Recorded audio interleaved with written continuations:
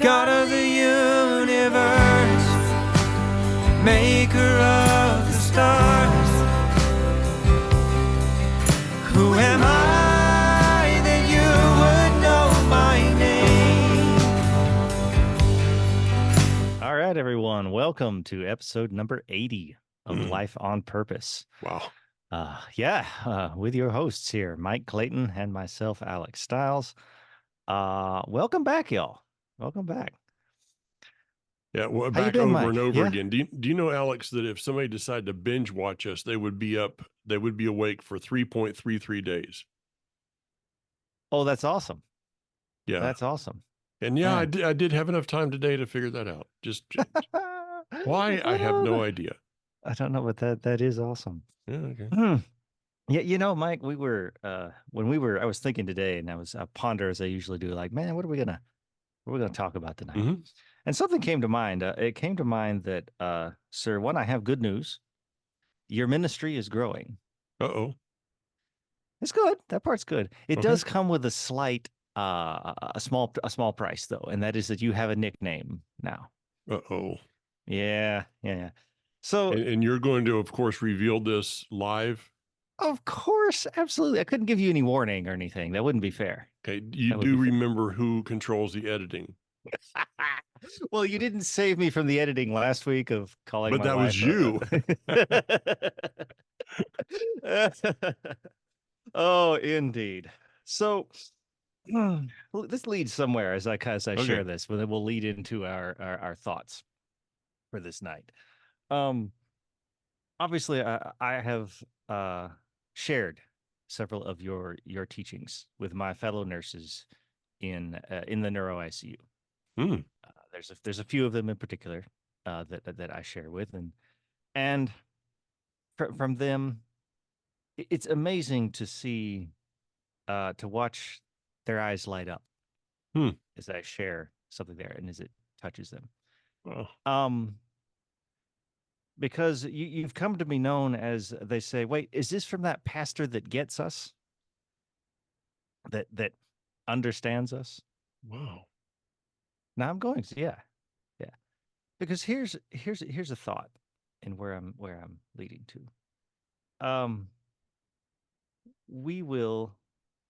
They are a people who are, if you're ever going to find, you're not going to find a higher concentration of tired people. Yeah.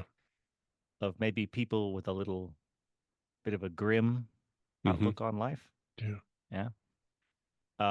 Inside the neuro critical care, inside the medicine in general. Yeah, sure. But definitely inside neurocritical care.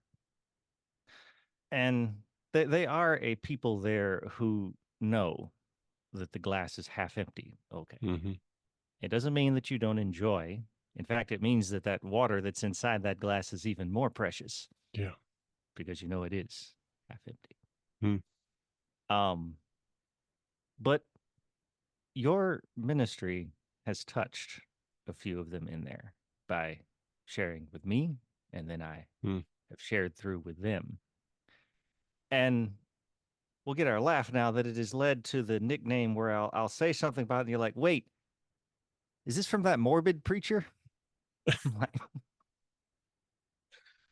Morbid. That is the morbid preacher. So now this is both amazing to me and it's sad, and this is what leads us into our conversation. Okay, because I don't hang out with brain nurses often. This is true. You only got one of them, really. I think. I really think you're the only one. I do appreciate the fact that some of them. If I ever am there, and God willing, I won't be, but at least maybe I'll get pretty good care. So. Oh yeah. So I think that's both wonderful and sad because it brings two things to me. One, this is a group of people that are never going to be reached by prosperity gospel, for one. Never. Yeah. All right. And then here's the thought where I go to, where we jokingly say in the ICU, we'll be like, I'm going to hell. And we don't mean that literally, mostly joking. But when something really, we crack a terribly morbid joke, because it's either laugh about something or cry. Okay. Or we really say something and we realize just how really dark and grim it is. Yeah. But we realize we fully believe it. We're like, going to hell.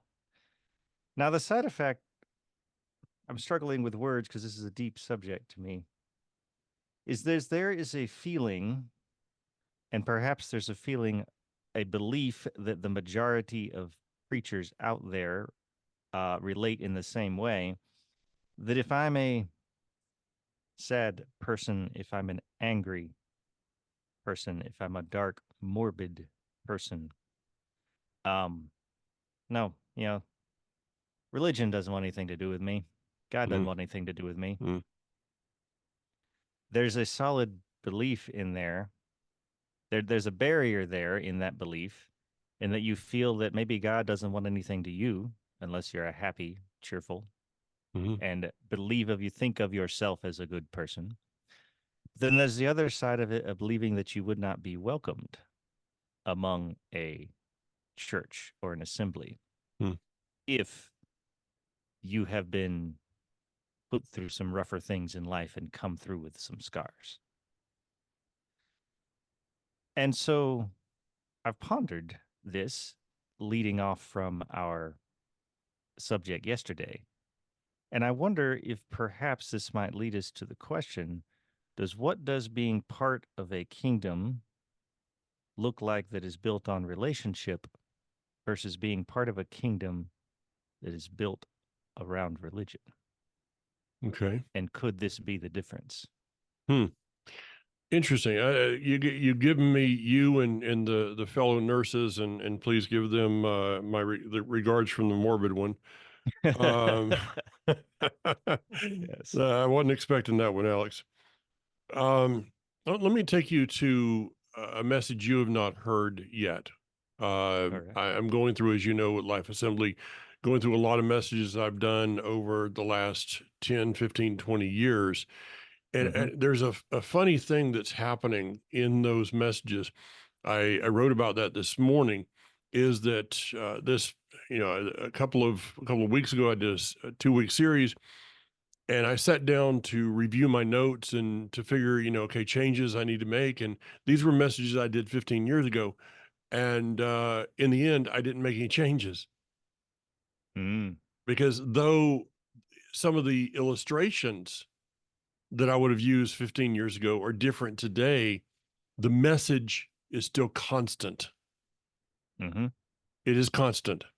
And that is what is amazing in this world right now, is that in a world that is totally out of control, we serve a creator that is constant. Okay. And one of his constants through the centuries has been that he desires to be a part of our lives. Yes. Okay. Now you go to religions, okay, and the founders of religions, I could name a bunch of them. I know you can because you've studied this. Those founders did not care about the people. All right. It was a system. Religion is basically a system built to control someone. All right. Let's look at politics. You've got politics in the news right now. And I think we really need to, somewhere in the next few weeks, we need to address some issues regarding this. I don't want to get political, but I think it's time to give some guidance to people regarding how they approach this subject. But if anybody's ever heard a political speech and believes that that person giving the speech really cares about you,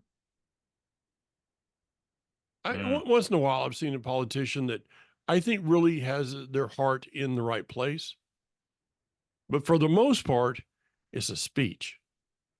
And they're talking to the people that they know who it is, and they're telling them what they want to hear. And these naive people that, for the most part, you'll enjoy this one because it goes along with your job. They're so open-minded, their brains have fallen out. Okay, you can use that. I don't know how that's going to be in the ICU tomorrow or next few days, but I think it'd be fun. These people are trying to get elected for a job. Yes. Religion is about leaders that are trying to form something for power, for income, whatever. And what separates us, there's a verse that's intriguing. And I'm going to teach on this soon. And it's in the book of Hebrews. In Hebrews chapter 4, verse 15, it says, "For we do not have and the Hebrew is Kohen Hagadol. It's high priest. Now, you and I don't really deal with high priests much. I don't know. Have you? Probably not. No. Mm-mm. So we don't understand the concept. But this was the high priest of that day, was the religious leader, the political leader. They were really the leadership. Okay, that you went to for a lot of things. So let me put it in. Let's use politics. For we do not have a politician unable to empathize with our weaknesses, since in every respect he was tempted, just as we are.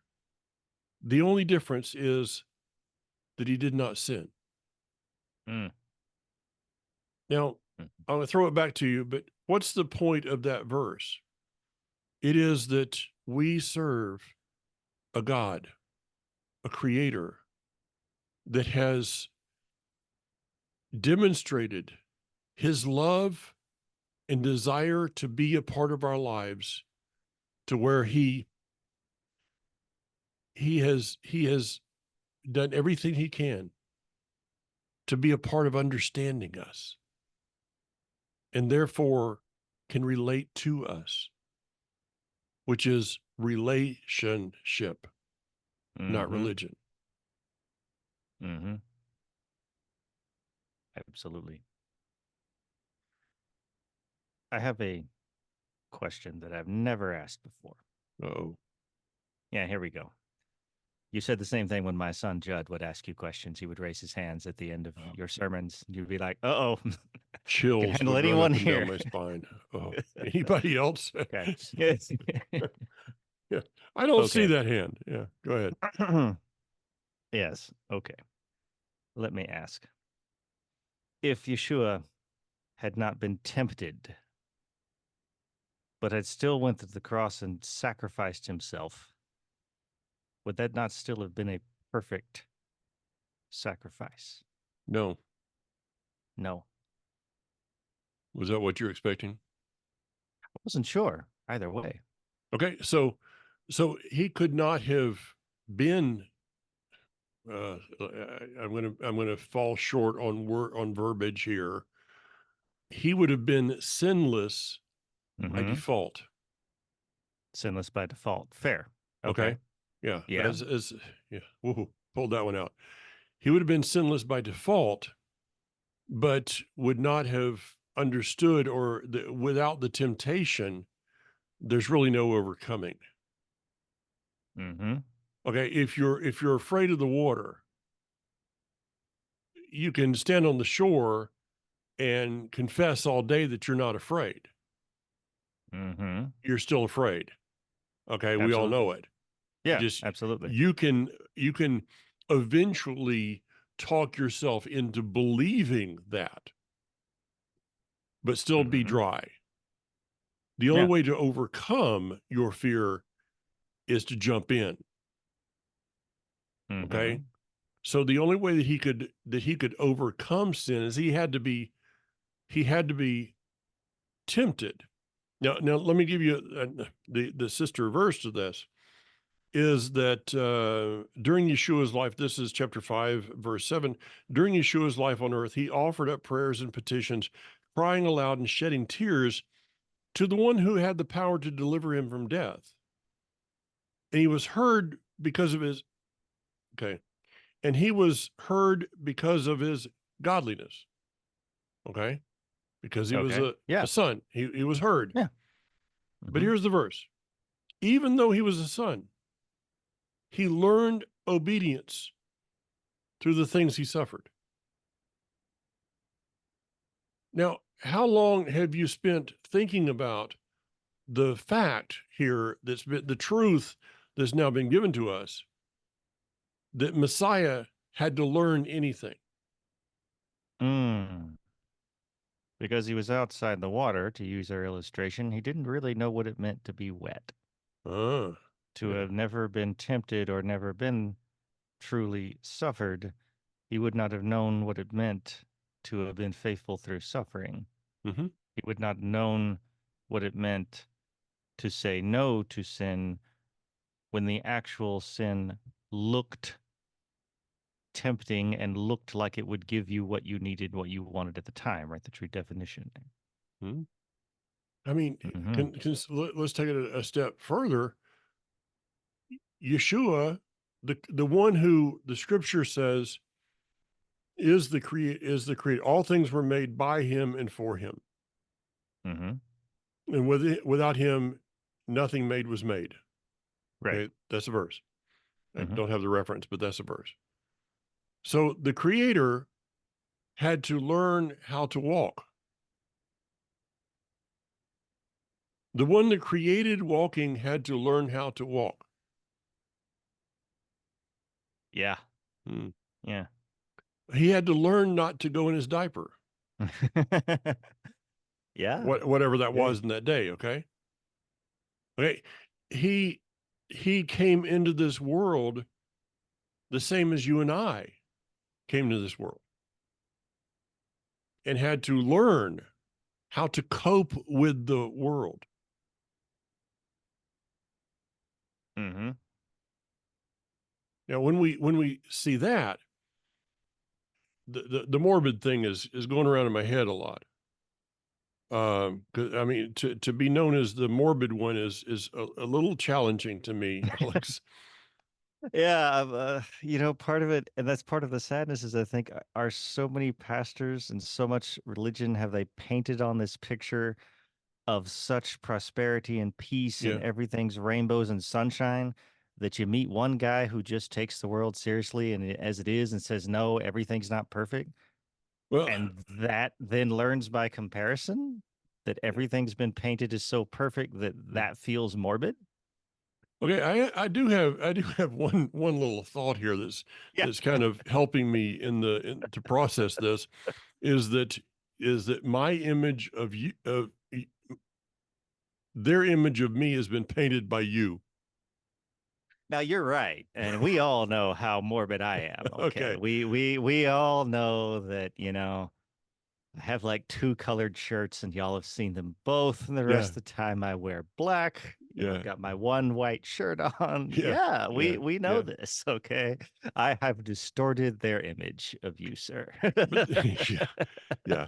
But the truth of the matter is that I think, and he is, it said he is in Isaiah 53 is a man of sorrows, acquainted with grief. I think that Mm. Messiah had an amazing sense of humor Oh yes. because since he created it, I can imagine him up on the North Shore of the Galilee and, they're out there in the boat and he just decides to kick Peter off the side, you know, just for kicks. I can imagine him doing some practical jokes along the way because Absolutely. because he's the creator of all things. Hmm. But yet there was this I feel there was this underlying, I think you said the word reality. Hmm. Okay. Yes. I don't know whether he came into this world, Alex, knowing exactly the outcome that would be at age 33 and how that would come about and all the things. I don't believe that he knew all of those things. He knew that he would be the sacrifice. Okay. But this was a shadow, Hmm. a dark shadow over his life that he dealt with every day of Absolutely. his understanding. And today we live in a world in which, yeah, we can have fun, we can have a good time together, we can joke around as we do on Life Assembly on Shabbat. A lot of times, you never know where we're gonna go. But for me, it's kind of like since October 7th, Hmm. there's a shadow over my life.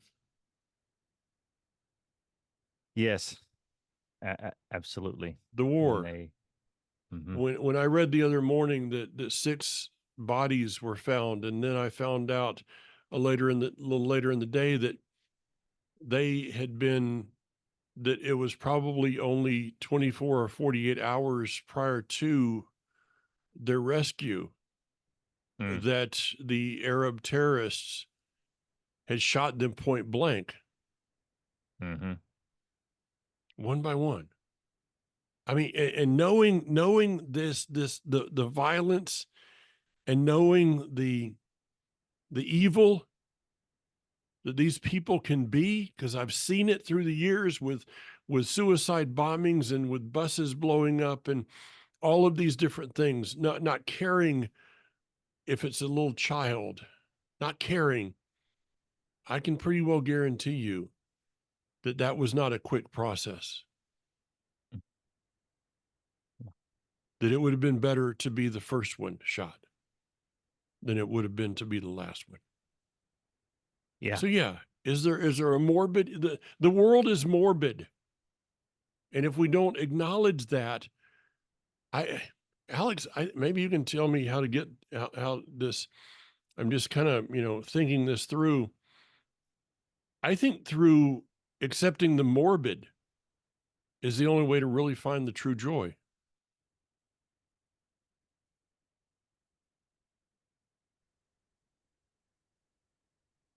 We broke up there briefly.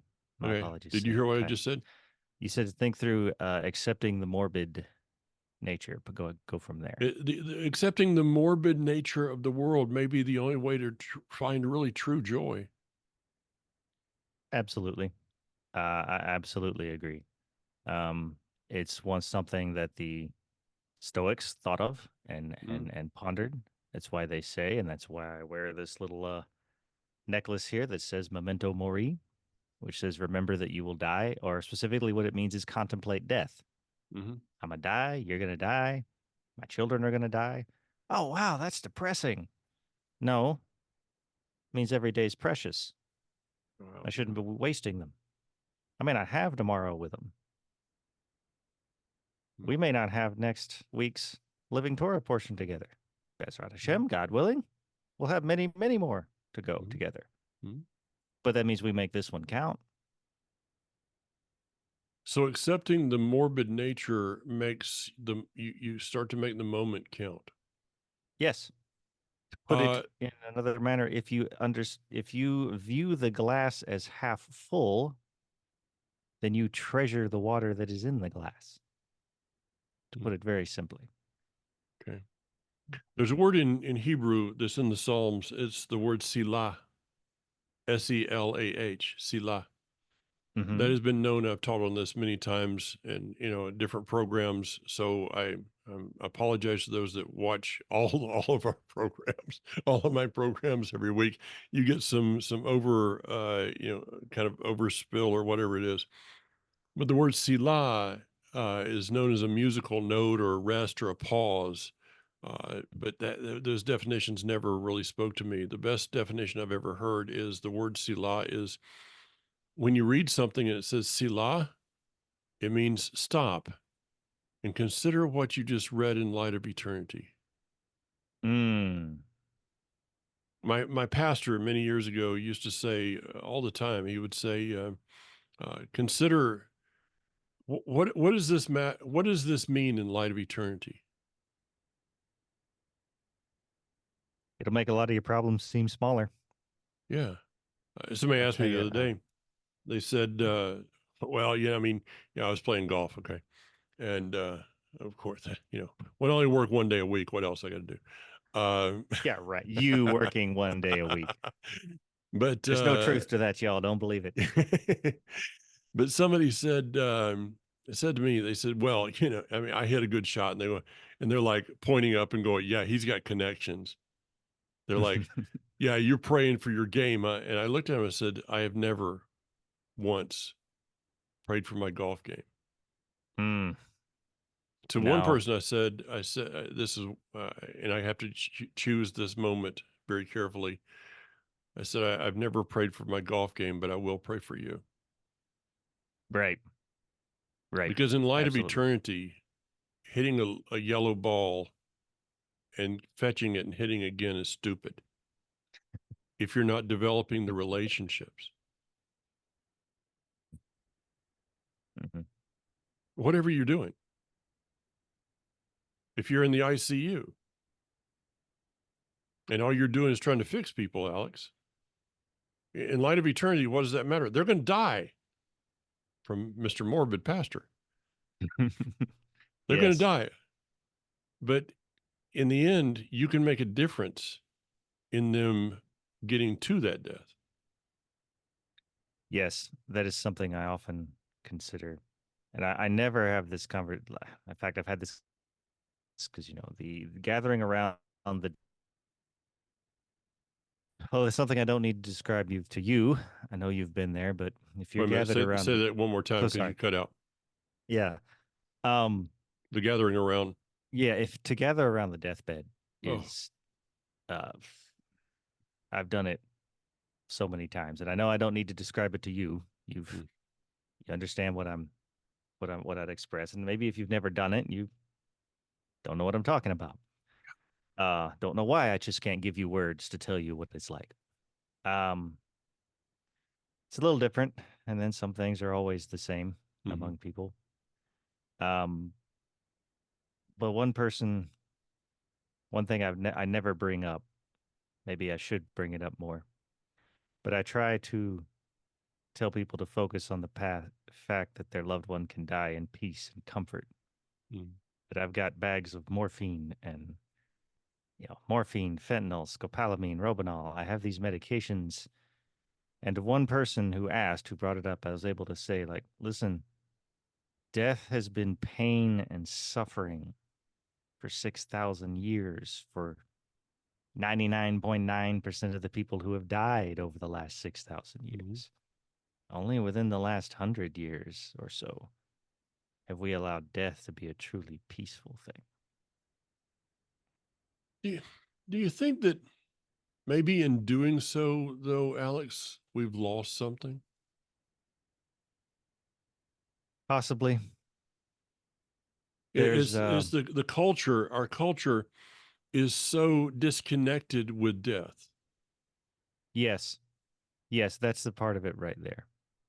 Part of it may not even be necessarily the act of those final moments that they're not painful, but I believe it's that the act leading up to many times that medicine can put off the obvious signs that death is circling, death is coming for you. Yeah. And then the disconnection of relationships. We can point so many things. It's the internet. It's whatever. No, it's people. All right. We just left ourselves drift away from each other. And there's so many times, I don't know how many times I hear it. They're like, I just can't believe it. Mom's dying. She looked so good. And I have to put my nurse face on then. I don't know if you've got a pastor face for certain circumstances. You but probably I have a nurse do. face You on. probably know if I do or not. Where I hide it because what I want to say is, really, because grandma's 89 with 4 of her major organ systems not functioning, and she's 89. How can you not believe she's dying? And I don't mean that in some lack of caring. Like, I care very much, and I'm doing everything I can for this poor old woman and doing everything I can to keep her comfortable.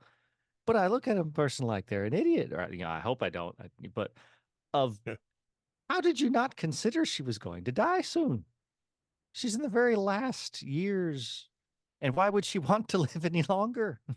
And she maybe looks that's miserable. Yeah, and that's the disconnect. Yeah. That's the disconnect, which I can't get away from the morbid thing. I'm gonna be up thinking about that. Wait until I tell Kathy this one. She's gonna go, what? I'm just hoping that not everybody agrees with this. Okay? Probably not, sir. Yeah, It's okay. probably just us. Okay. But we talked about this. I was talking to, you may have been standing there when I talked to some people at Life Assembly this past Shabbat. Death is the greatest gift the Creator ever gave us. Now, you taught, by the way, wonderful job. My only regret is I thought to hit the record button on my phone too late. Mm. It was an amazing word that you brought forth. But the greatest gift he gave in the garden, when they lost their innocence, as you said, with the tree of the knowledge of good and evil, Mm-hmm.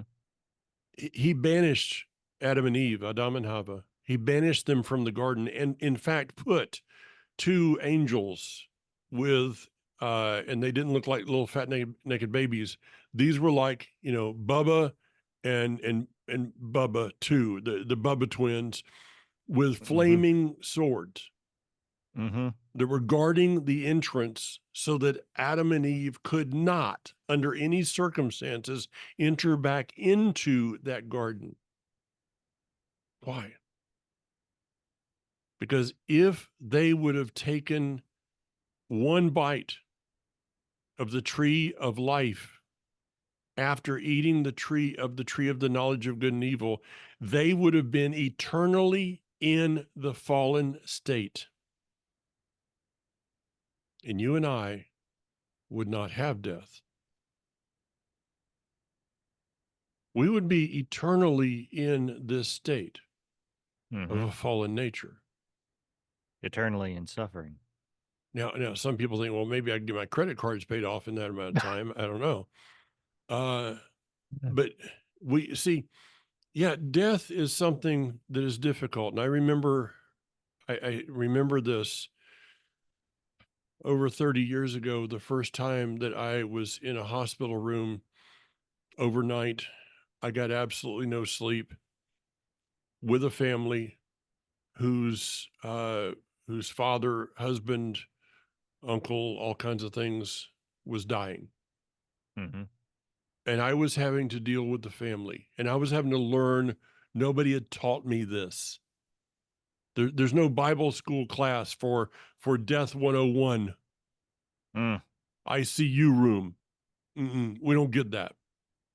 Mm. And I had to learn on the fly how to deal with the ushering of people in and out of that room, of how to deal with that thing, that the most evil thing that you guys have in that hospital room is that stupid monitor. Mm-hmm. I hate Believe that thing. Yeah. I hate that thing because with every people just watching it, Yes. and that monitor starts to overcome the room Yes. and steals the experience of what death could be. Yes. And I'll tell you, that is why that's something that we don't have a nursing school 101 death, Mhm. really. And it's one of the things I end up training every have, because I'll tell you, as soon as that family, if I have to continue to be doing everything to keep them alive, whether I know I can keep them alive or not, the monitor's got to stay on. Yeah. As soon as you tell me that we're letting them go in peace, I turn that monitor off. Yeah.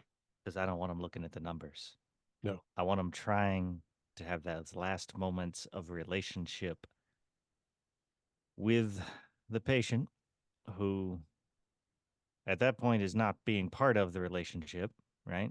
Their Well, we don't know participation that. in that relationship is, let me rephrase in that they're not able to talk back. Okay. Like if you have anything you Yeah. need to say to them at this point, mend your relationship with them in whatever manner you need to, Mhm. talk to them and say whatever you need to. But at that point, I try to teach my fellow nurses we're taking care of the family now. Mhm. We're trying to give them some type of closure. Because I tell you, you mentioned something, and I understand this resonates deeply with me and will resonate with all of them, about death being a gift. Because I've got to the point, and many of us have, that I don't, it's hard to express. It's not that I do not care. I am not bothered or hurt as I watch someone die, because I've seen too many. I am hurt and horrified as I watch them suffer. Yeah. Death is a gift. There are worse things than death in this world. And it would be to be trapped in suffering. And so that by the Creator allowing us to die, and to have a exit out of a fallen state, and then the passage into the new state is through also death, in this case the death of Yeshua, the Messiah, who came and suffered and therefore understands suffering, and who suffered more than anyone has prior to their death. Then we have a passageway by giving us death as an exit out of suffering, and his death then gives us an entrance into a new life free of suffering. And therein brings us to the main point, that the tragedy of death is to leave this earth without the gift that he has given us. Yes. I mean, I've sat there in a hospital room over and over again. I don't know how many times I mean, not as many as you, but I've been there and watched the last breath. I've felt the last heartbeat. I've had some incredible experiences in those times.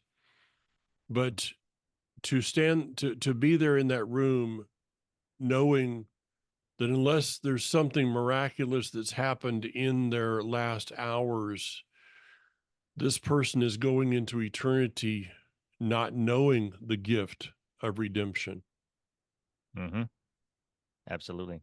There's no words for that one. There's No. the sorrow. I mean, I would rather, being with a person that I have walked with, that I have prayed with, that I have cried with, that I have worshiped with. There was a good friend of mine years ago, Roland. Most people would have said he's a little slow, but this guy had a heart, probably the biggest heart I've ever met in a single man. He was a construction, he's a concrete layer. Mm-hmm. I mean, tough.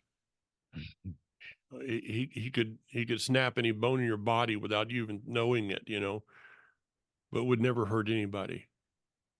And he found out that his brainstem had not, it had continued to grow, Mm. and there was nothing they could do about it in that day. Mm-hmm. And Kathy and I were with him in the hospital room with Roland's wife, Carol. We were there, and Roland, he wanted to sing in the choir. And so I was around the soundboard, and the only way that we would let him sing is if I turned his microphone off. And one day his wife was back there, and she says, "I can't hear Roland singing." And I said, "Okay, I'll turn it up." And she went, "Now I know why."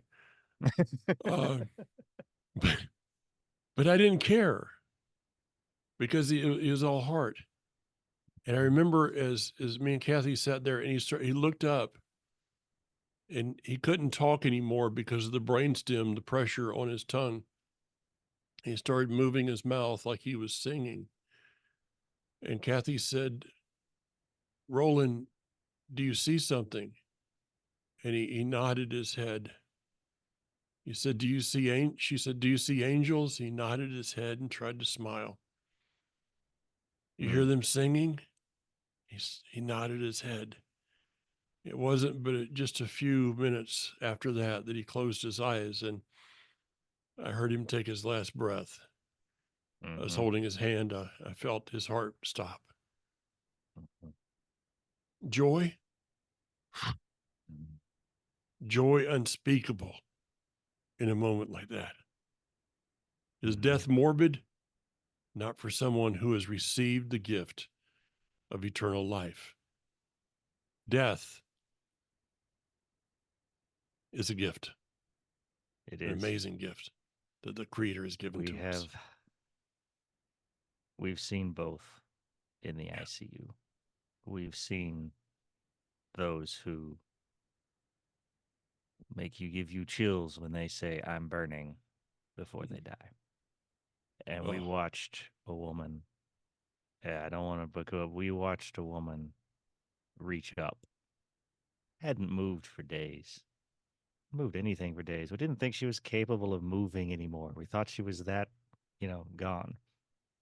And these seconds before her death, she raised her arms up and she reaches slowly, slowly, slowly reached up like a child reaching up saying, "Give me a hug." She lowered her arms and she died. And,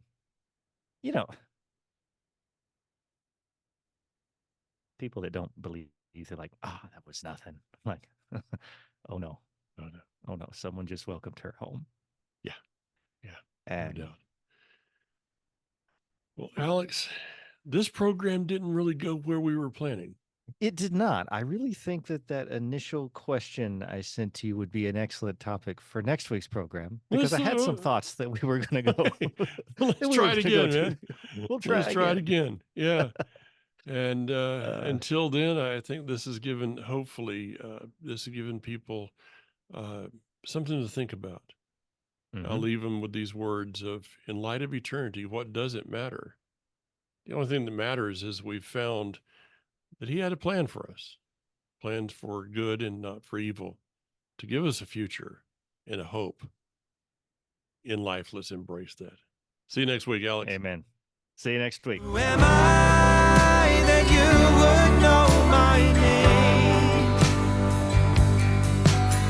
What kind of love would walk